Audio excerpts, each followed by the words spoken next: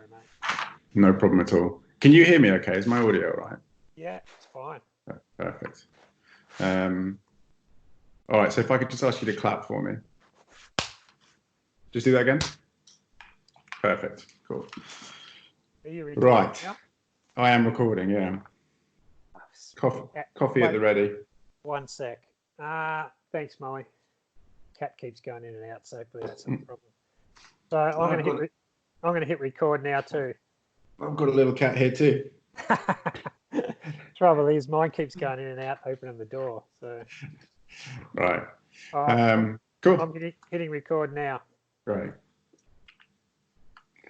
All right. So, ladies and gentlemen, welcome to the GIRO Podcast. I hope you guys are well wherever you are across the world in this coronavirus world that we're living in. But there is good news. I'm joined by a gentleman called Ross Burridge, who's the man behind the Hidden Athlete podcast and the Masaka Cycling Club, which we are going to get into. But Ross, thanks for joining. Jordan, thanks for having us. And let's be honest, thanks for joining again. This is take two because of some technical difficulties with the first one. Yeah, well, I'm over here in Torquay, Australia, and you're over there in, where are you actually? I'm in just in leafy Surrey, just south of London. Ah, beautiful. Yeah, so nice. We can be forgiven. It's sometimes these things happen. Well, Ross, firstly, thank you so much for joining me. It goes without saying, I'm a really big fan of what you do. From the podcast to the work you do in Uganda. And I just wanted to kind of take the opportunity to hear a little bit more about what it is that you do and share with our listeners your stories and just delve a little bit deeper into it. So from my standpoint, I first got or became aware of you through a social media post from Sarah Hammond. Yeah. And she essentially put out a post saying, anybody who has any spare cycling kit, hit up Ross Burridge, he's your man, the Hidden Athlete podcast. I said, oh, what's this? So sure enough, I put up my hands and I said, I've got lots of kit, got in contact with you and shipped about 8 large DHL boxes your way from the UK to Australia. And that was how we first got interacting. Yeah, mate. First things first, I've got to thank GIRO Cycles for the generosity, mate. Like, honestly, to get that stuff was unbelievable. And I know it cost you a lot of money to get it there, but it's made a huge difference, and just really appreciate you for reaching out, and certainly appreciate Sarah for passing the details on. Well, I mean, it's our pleasure. It's nice to, we'll get into a little bit later what it is, that kit went to, but it was just nice to be involved in something a little bit more significant than the normal things that we do day to day. So thank you for doing that. No problems, mate. Look forward to sharing the details. And then, so, that initial kind of interaction and conversation led me on to finding more about your podcast called the Hidden Athlete Podcast. So for any listeners out there, you're looking for another podcast, I highly, highly, highly recommend the Hidden Athlete Podcast. Ross, why don't you give me a little bit of an overview as to what the podcast is and how long you've been going, who you've been speaking to? Yeah, well, it goes back about 2.5 years now, which is not that long in time, really, the way time flies these days. But, over 200,000 downloads later, we've got a pretty cool following. So that's great. But the name sort of says it all. It's a real focus on endurance athletes and adventurers from around the world, mainly in Australia, because that's where I'm based. And they're face-to-face interviews with endurance athletes or adventurers, just sharing their life story. So we all know all about mainstream media and non-mainstream, although I just feel like these athletes have got an amazing story to tell. And so basically I took up the fight to share their stories with the rest of the world, and people are gravitating to us, but the response to the listeners has been incredible. I suppose what I really appreciate about what you do is you do speak to a lot of, varying people, but it's not about their achievements so much. It's more about who they are as people.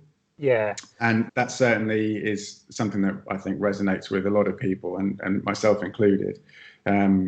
because it's more than just the adventure, it's more than just the title of what it is they've achieved, but they've got their own story that's got them and compelled them to do these amazing feats of human performance.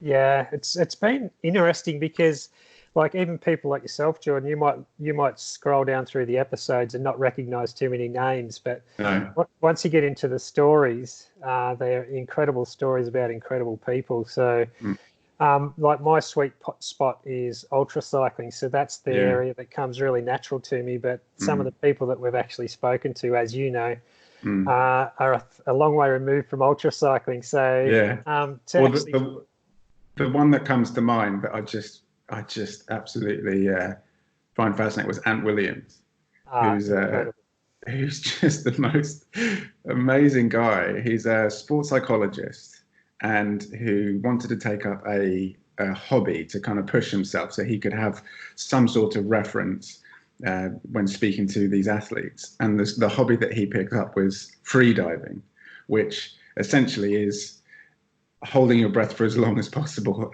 and diving down as deep as possible. It's just crazy. This guy's on another planet. It was the most, I mean, credit to you, it was the most brilliant conversation with him.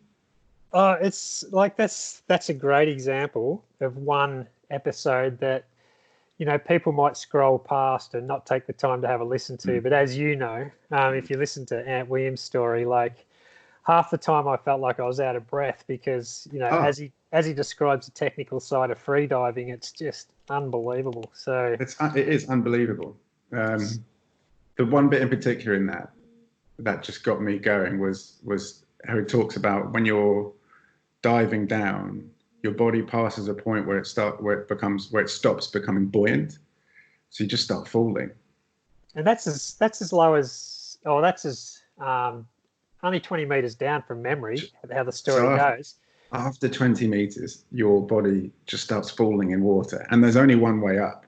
Yeah. And you've got to swim back up, and so then you're fighting against those forces, you know, that have been pulling you down and now trying to keep you down, and you're swimming up through that. It's just remarkable. Incredible. So that was definitely a nice, I'd say, welcome relief from the world of cycling into some other sport.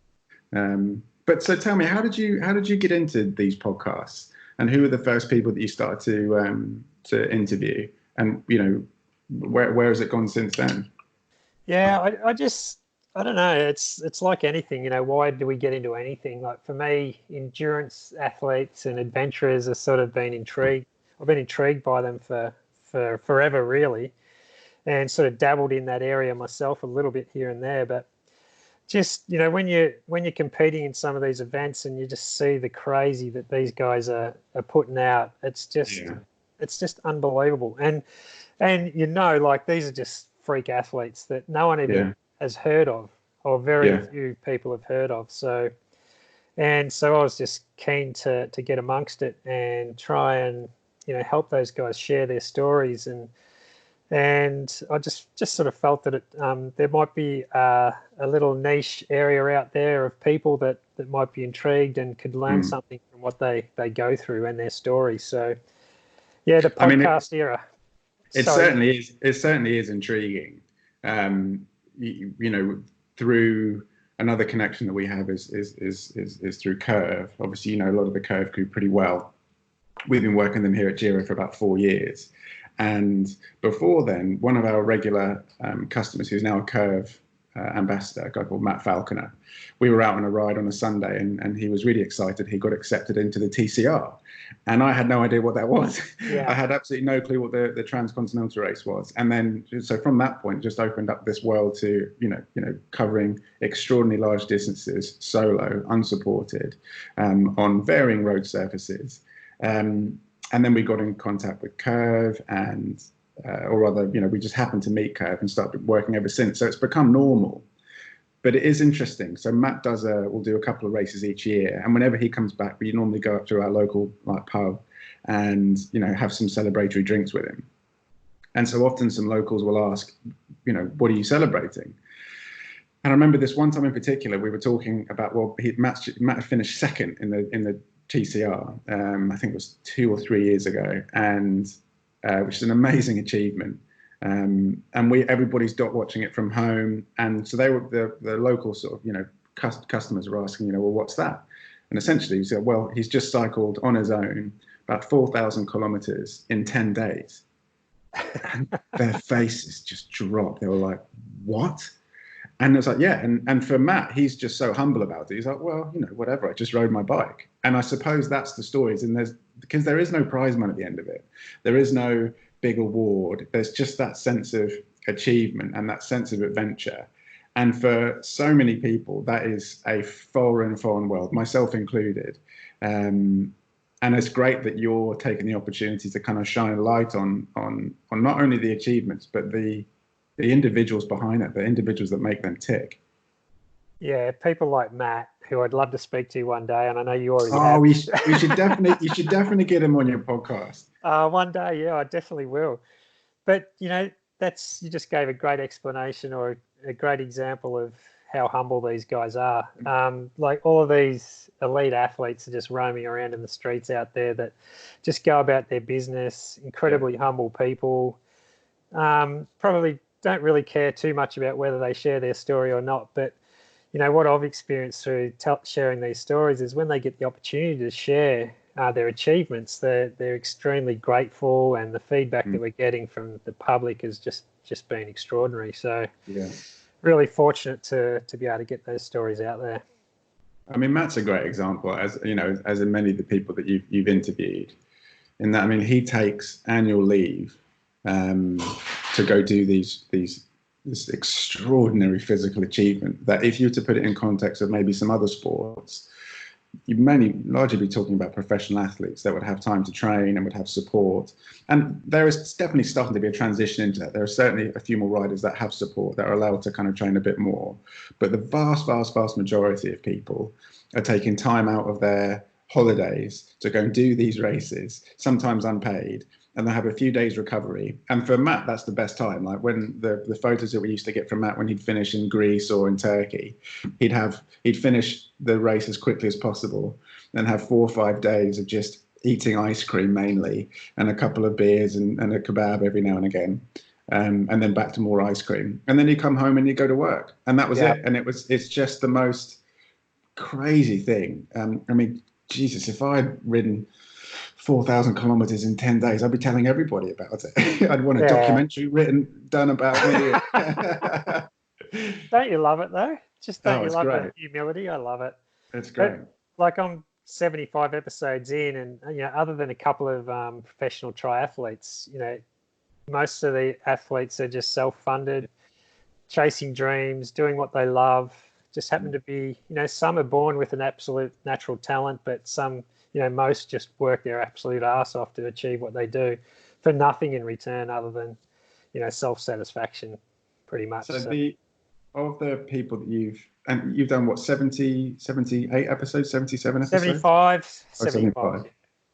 And so of those 75 people, who are some of the people that really stand out, that are conversations that you've either just really enjoyed for the personality side of things, or really kind of had an impact on you?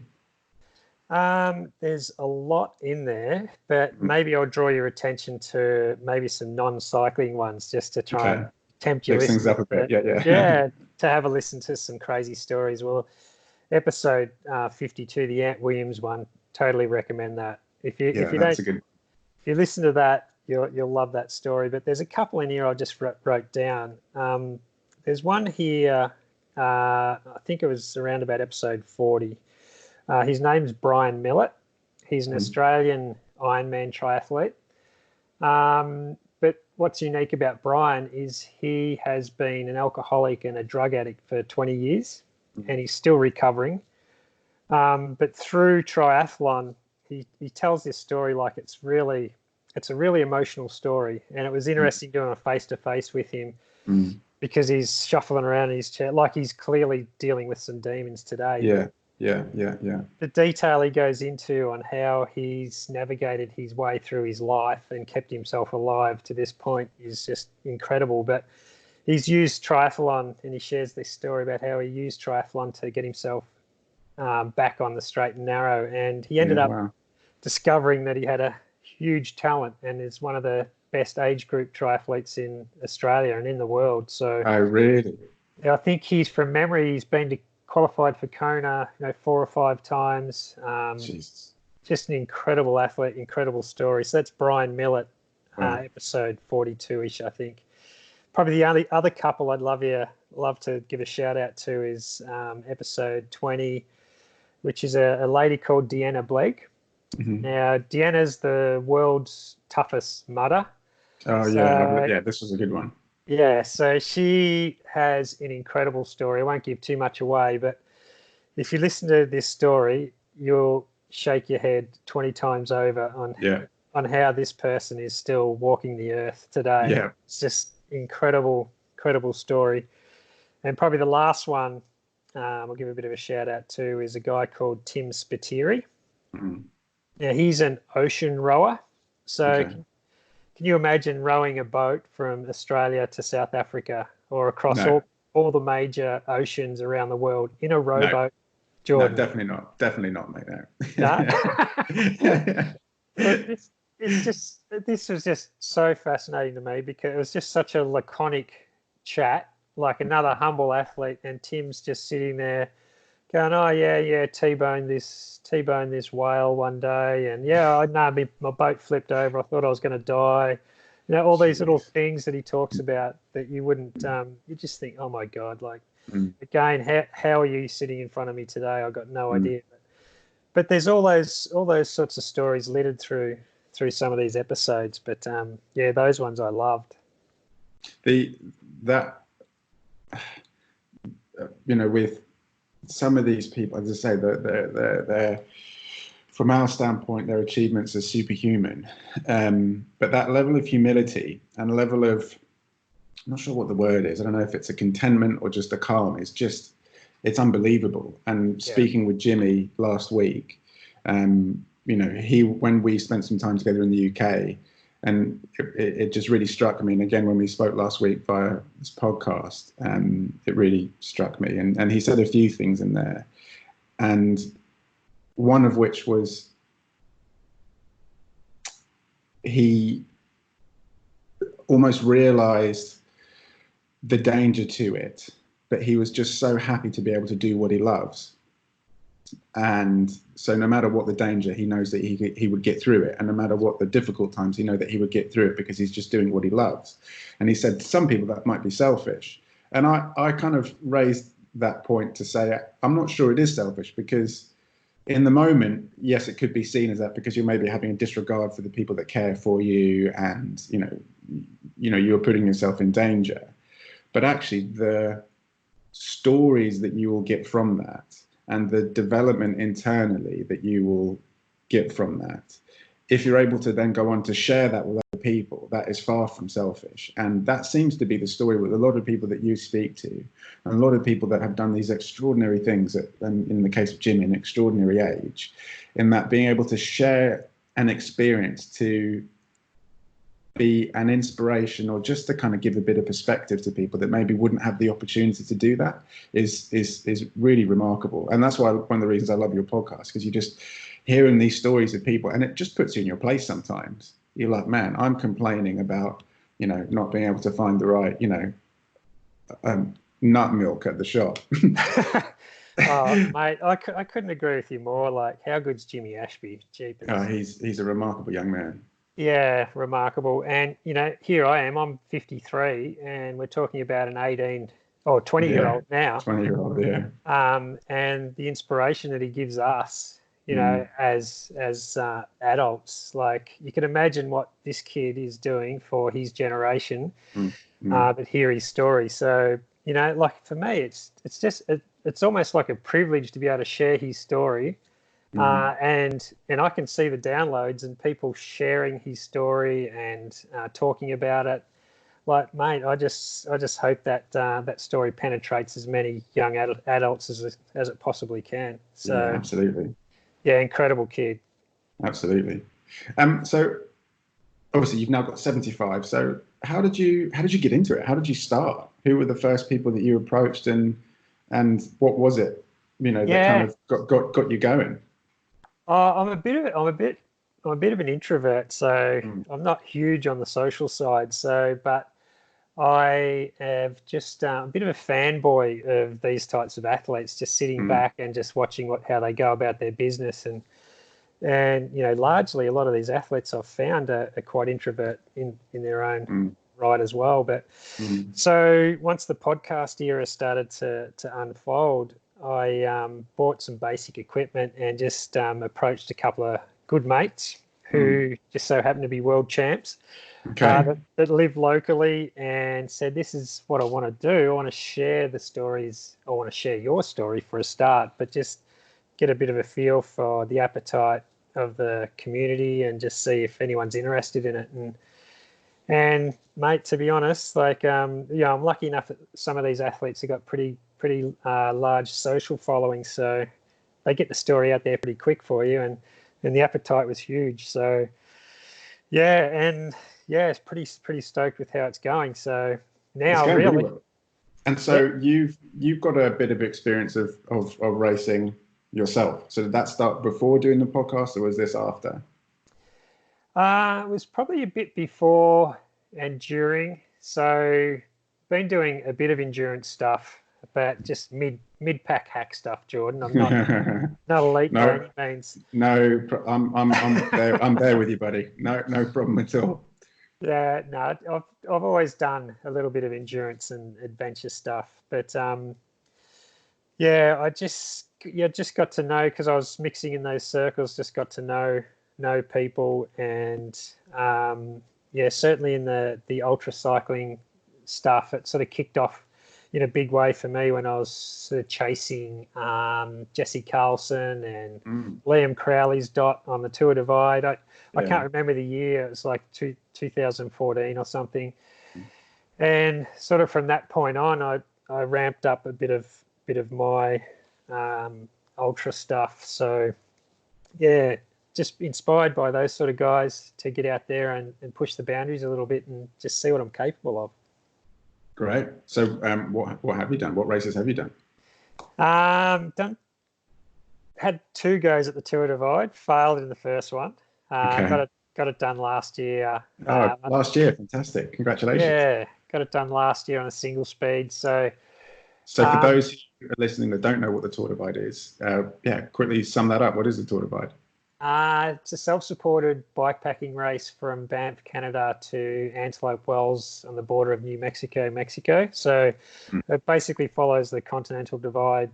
So it's an off-road, unsupported race that's 4,500 k's long with about 65,000 meters of climbing. So it's probably the granddaddy of, or known as the granddaddy of bikepacking. Like, the route's tough, but it might not be as tough as some races out there at the moment, but just the romance and the route itself is just phenomenal. I love the place.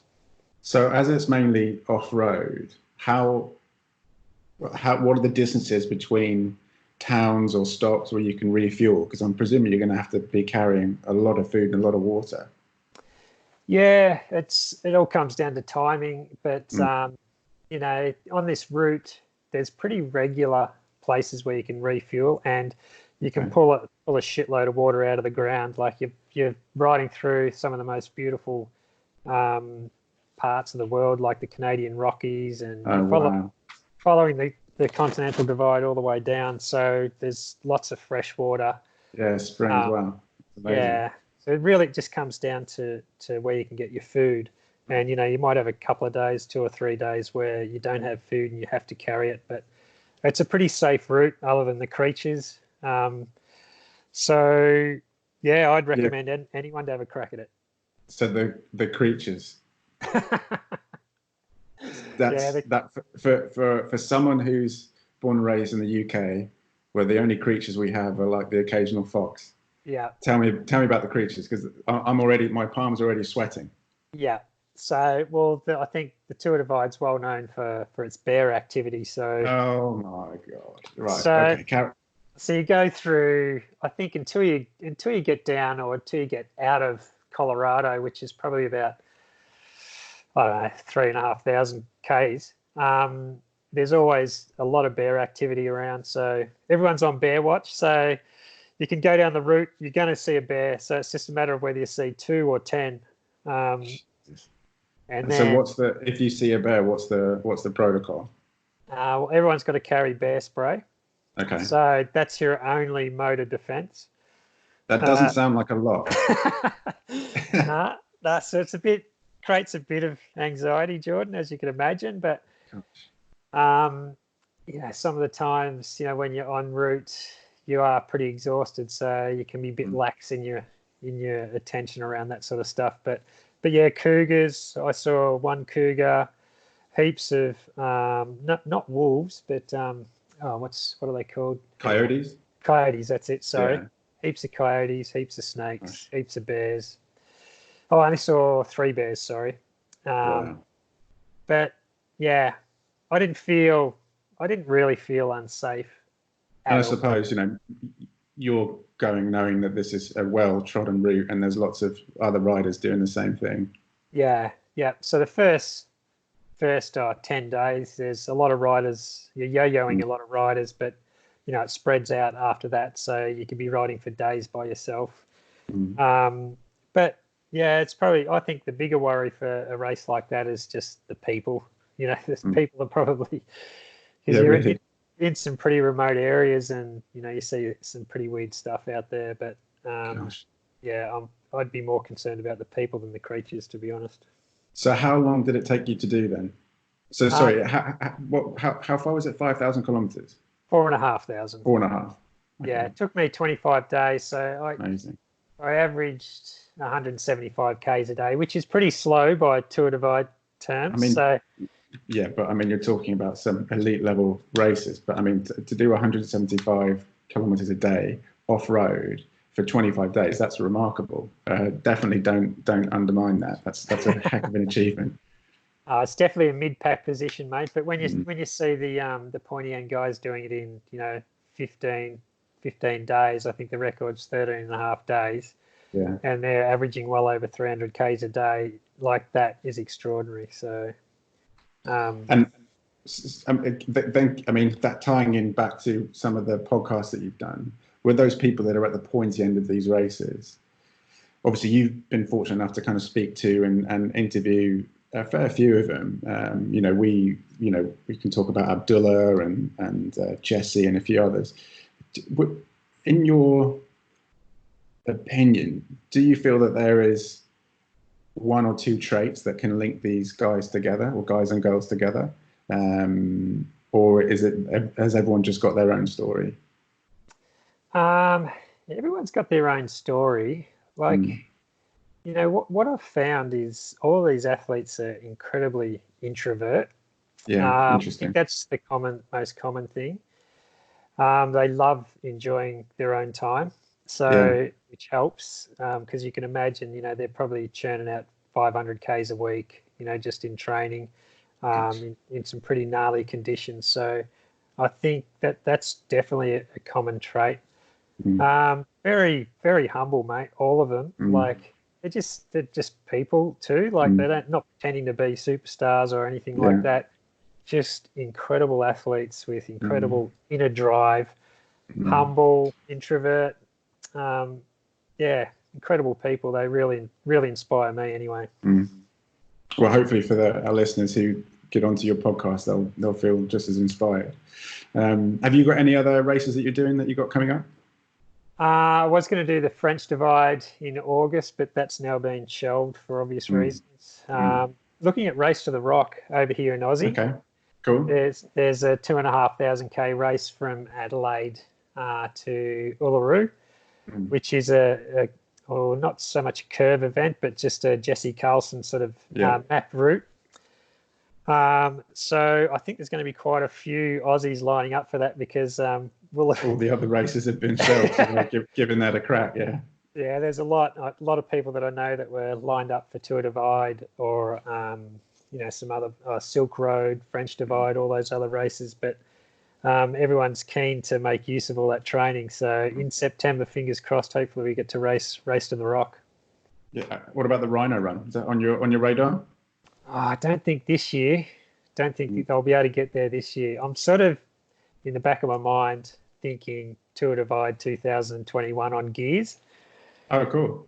So just tweaking the cue sheet a little bit as we speak, and that's fun. And I think I might go back and try and do a sub 20 run down that route on a geared bike. So we'll see how we go. Very cool. You keen, mate? Indeed. You doing anything? So do you know? I mean, the short answer is, at the moment, I just work way too hard. If you had spoken to me about this a few years ago, I would have gone, no way, this sounds crazy. I'll let you guys do it. I'll supply you bikes, no problem. But I have to say, the more that I've kind of been around it, and the more that I have, been around some of the riders and people, it is really, really keen. Rhino's trying to get me in to do the first part of the Rhino run, which could happen for sure. But yeah, look, in the next couple of years, I definitely will. Oh, at the moment, I'm definitely just juggling way too many balls. But yeah, it's something that I've come to appreciate. But I think I would absolutely love. Again, mid pack hack, not trying to prove anything. But yeah, no, I think it is, especially something like the Rhino Run or the Tour Divide. You're just experiencing some of the best of nature, and being able to do it self-propelled is, I think, something very romantic, and I love that. Yeah, word of warning though, mate, it's highly addictive. So once you sort of break that seal and go out there and understand what's out there, you're just hungry for more. So it's been amazing over here in the last kind of year. There has been and there's pros and cons to this, but there has been a huge surge in people signing up to things like the TCR, and it's much more of a lengthy ballot system now. And we just had the Atlas Mountains race that just happened. Look, I mean, it's amazing that people are entertaining the idea of doing it. I think there is a element of it that gives me a little bit of anxiety, in that people are definitely going to these races unprepared and not really understanding fully the significance of what it is they're about to undertake, from a wellness perspective, from a preparation perspective, because you are at times in the middle of nowhere, and if you run out of food, you run out of food. Like there's no other way out. And I don't think, I mean, I'm speaking generally, but I certainly do know of a lot of people that have pulled the pin because they just haven't been prepared. Yeah, I definitely, from my limited experience, I definitely recommend they embark on a few shorter ones early on. Yeah, absolutely. Just to get a bit of a feel for how it works, because you can find yourself in some pretty remote areas that you've got to navigate through in your head. So echo your thoughts, mate. And then, I mean, with the adventure side of things, there is, me and a few friends have got a bit of a list of places that we want to go, and just literally take our bikes, get to an airport and just see where we go. So Japan has been top of the list. So that's something that we are hoping to do. We were hoping to do this year, but obviously with the circumstances that won't be happening. But next year, maybe, book out like 3-4 weeks and just see where it takes us. So that's something that we're quite excited about. Yeah, well, that's the beauty about bike packing, isn't it? It doesn't have to be a race. You can just hang out with mates and go explore. Yeah, exactly. So the other part that I'd love to talk to you about is the work that you're doing with the Masaka Cycling Club. So for the listeners, just give a bit of an overview as to what that is. And I'd love to and obviously that's how we first got started with yourself, just kind of supporting that. So yeah, how did you get intertwined with Masaka Cycling Club and your work in Uganda? Yeah, well, this is something I'm very, very passionate about. And I think if you've got, if I've got any followers over there that have been listening to the podcast or following, Instagram, you'll know that for sure. But yes, a lot of my work, what I do for a living is I work for a foundation called the Cotton On Foundation, and most of my work time is based in Uganda, working on different humanitarian projects. So for those that have been into underdeveloped countries, you might be able to relate to some of the things I'm sharing. But when you're in these regions, you get a quick understanding of what or how little these people survive on day to day. And just over my many years of being in these sort of regions, you sort of get to know the people and get to understand what they do and don't have. But from a cycling perspective, I was over there just before Tour Divide last year, and I was doing a lot of training by myself, and got to know a group of people in this region called Masaka, which is down in the south of Uganda, a very poor region of Uganda. And they were riding around on these just street bikes, which are just serious clunkers, mate, like 20-kilo bikes, and befriended them, and they trained with me. We got to know each other. I later discovered that one of them was a former national road cycling champion. Oh, really?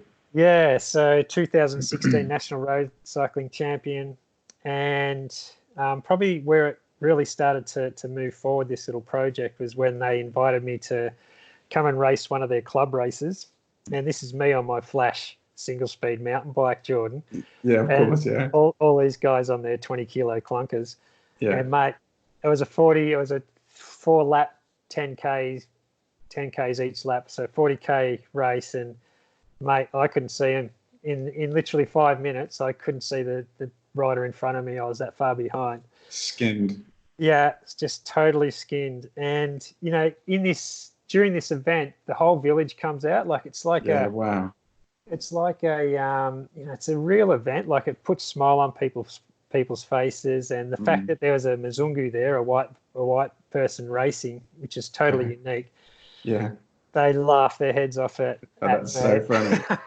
But just to, knowing what these people go through day to day, and to see the smiles and the laughter and all that sort of stuff really stuck with me that day. Yeah. So I started this little project called Masaka Cycling Club, and basically just called out to friends and family for support in terms of cycling gear, which is what you referred to earlier with Sarah and yourself.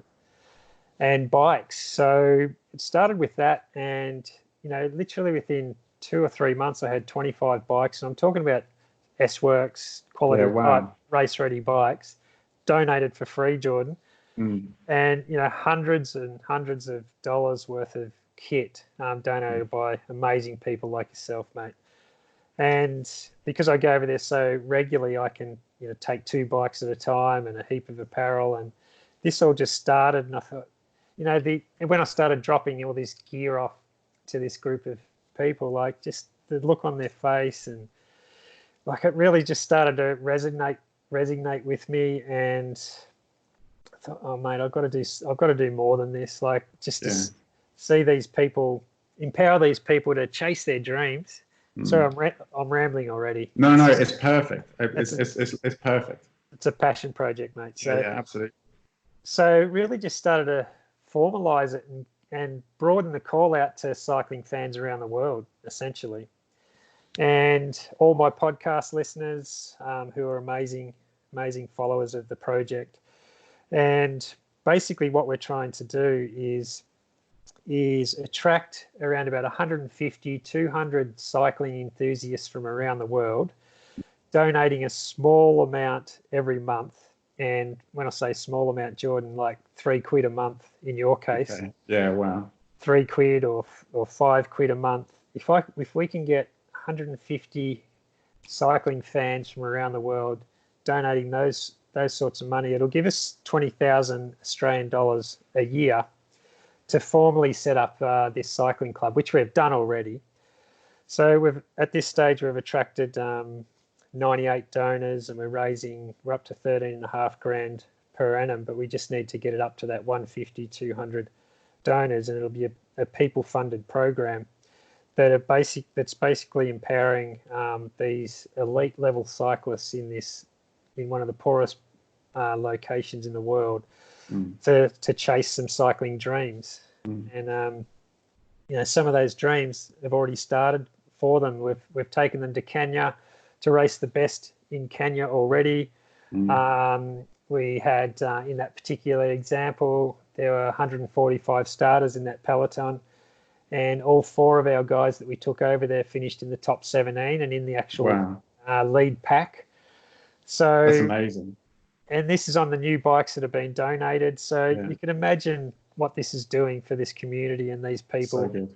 Mate, it's extraordinary. So I love something you just said there. You know, obviously your experience and your time out there, you realise you've got to do more. Yeah. As in, it's, you know, there was you were compelled to do more. It wasn't just something that, this would be a nice idea. It's like, no, we've got to do more. It doesn't really take much. Yeah. So in real terms, what does that look like for an individual who's kind of been born and raised out there? How do they get involved in the cycling club? And, you know, from your standpoint, what's that journey like to kind of see, and even just further than just the cycling progression, but as on an individual basis, on a personal basis, what does that mean to that boy or girl, or, you know, or man or lady who's becoming a part of this cycling club? Yeah, it's incredible. I wish I could find some words to explain it, but best way I could probably explain it is, if you could imagine yourself, Jordan, every day is survival day for you. So if you're generating equivalent of $40 a month, which I'm guessing is around about 20 quid a month, through whatever you can scratch around and do to generate that sort of money over in Uganda, just to put food on the table. That was the life of some of these cyclists. $40 a month. Yeah, $40 a month. So and they would do that through working in fields or a little bike mechanic shop, or whatever they could do to scratch a little bit of money together to feed their family.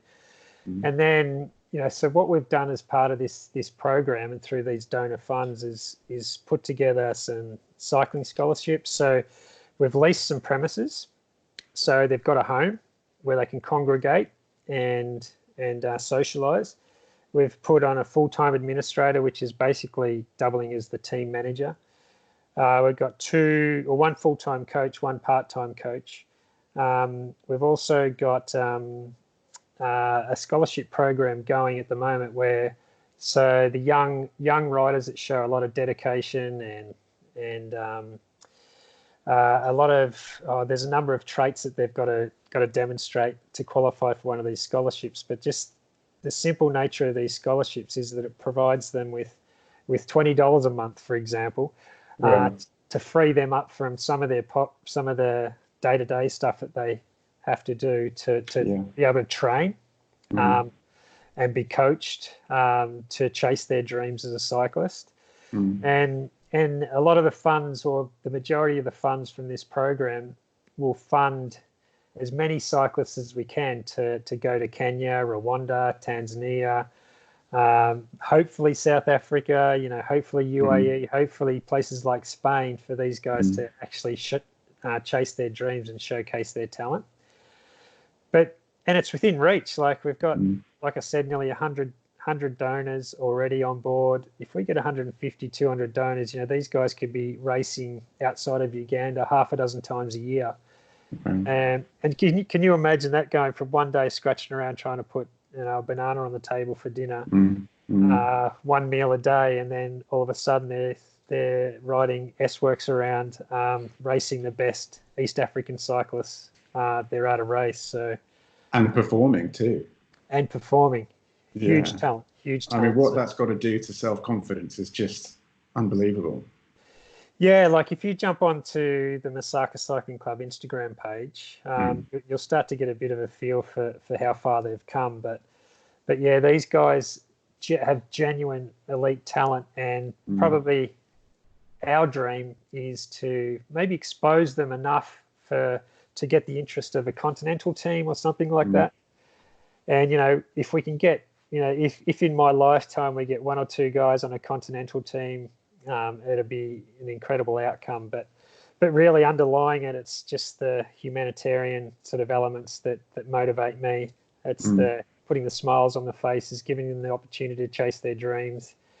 Absolutely. And what that does for that community to kind of see, you know, 1 or 2, 3, 4 of these, you know, of their community members going out and performing, even one day, hopefully, on a world stage. Yeah. I mean, that just breathes life into where there wasn't any before.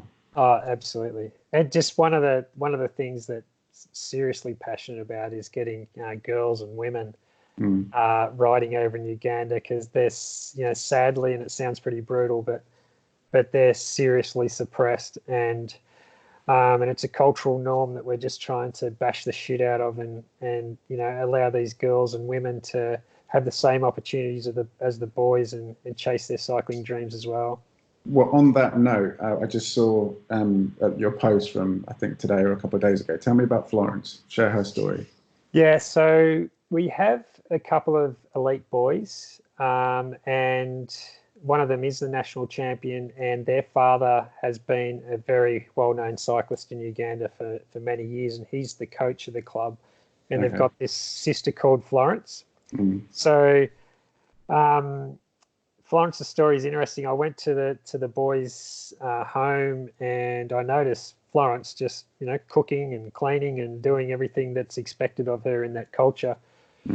And I just asked Bukanya, the dad, saying, why doesn't Florence ride? Like, how come I never see her out riding a bike? And he sort of indicated to me that, Florence has never ridden a bike. Like, she just looks after the home, and that's just the way it is in Uganda. So it really got me thinking. And having been in a place like Uganda for many, many years, I sort of get a feel for how suppressed, you know, females and women are in that country. I sort of really pushed the boundaries really hard to challenge that cultural norm, and you know, Florence is a great example of, you know, a number of girls now that have emerged and are starting to ride bikes and race bikes with dreams of going to Kenya with their brothers and things like that. So, and you know, that's important to me, because having Florence riding through villages on a bike, being recognised as a female chasing dreams, sort of empowers, you know, a lot of other women and girls in that area to do something similar. That's amazing. Yeah. That's just amazing. So, mate, look, I don't know how to say it, but geez, if you've got 10 or 20 cycling fans over there in the UK that can afford £3 a month, then hopefully you can share that website where they can be part of a journey like this. And well, look, what we'll do is we're going to put up a page on our site, and we'll put all the links to all your websites and social media in this podcast. Basically, just kind of showing your story and being able to see our kind of local community, how we can get behind and gather. And I'm sure maybe in the future there's some events that we could do here just to kind of raise awareness of it, and then hopefully that translates into kind of direct funds into what you're doing. Because I suppose what I like about and what resonates with myself with what you're doing is that, one, it's clearly a passion of yours. Yeah. So it's sincere, but the real time evidence, or the real time impact that it's having, is phenomenal. And like the story of Florence, and I mean, obviously there has been precedent in the last couple of years, you know, from various African countries or underdeveloped parts in some African countries where, you know, cyclists are coming through to a pro tour level, and it's great for that individual. But what that means for the community, the wider community, to kind of show the opportunity and the possibility from a very bleak situation is really exciting. And I feel humbled that we're in a position that we can help in some way to do that with yourself. Yeah, mate, look, I totally agree with you. Like the feeling, it is a passion of mine, of mine, but if I can appeal to your friends and cycling fans around the UK, like imagine being part of this little project. It's something that you can feel really proud of for next to nothing. Like, I'm sure a pint doesn't cost £3 a month. I mean, no, it doesn't. £3 these days. So I wish it did. Yeah, but for something as little as that, you can empower someone like a Florence, or someone else in that village to start cycling. and you can feel super proud of what you're doing for the cycling community in some of these underdeveloped regions. But mate, I just forgot to mention 100% of that £3 goes directly to this club because I get paid. There's no admin. I get paid to go to Uganda for my job. Like this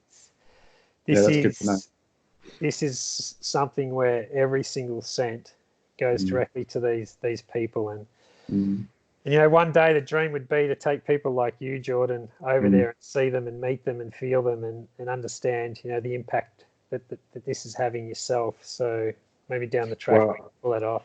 I think we should definitely aim to do that. I know that's something that would just be an absolute dream, really. I think that's definitely something that we should push towards, for sure.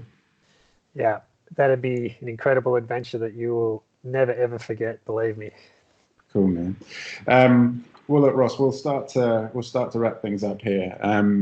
Again, thank you for joining me again. No worries. No technical difficulties this time. But look, Ross, I'm just a big fan of what you do, not only with your podcast, but amazing what you're doing with Masaka Cycling Club. And, you know, it really is a privilege of ours to be able to kind of help and support in some way. And for all of our listeners out there, we'll make really clear in the podcast notes and on our website and various ways what you can do to get behind it. And I'm sure we'll do some things in the future. So Ross, thank you. Appreciate your time and looking forward to doing this again sometime. No worries, mate. It's a pleasure. Cool, man. Speak soon. See ya. Cool. Thanks, Ross. No worries, champion. I'll just send this over. Was that file that I sent last time okay? Absolutely perfect. It was mine that was bad, but that was good. I felt that was better. Better. I didn't me too. I didn't think it could be better, but that certainly felt a lot better. So I think it's a little bit more clear cut and concise, and hopefully gets the message out clearer. Yeah, I sort of felt that I was a bit clunky last time, so I appreciate the second go. Cool, man. Well, maybe that's the ticket moving forward. Do it twice. Yeah, maybe.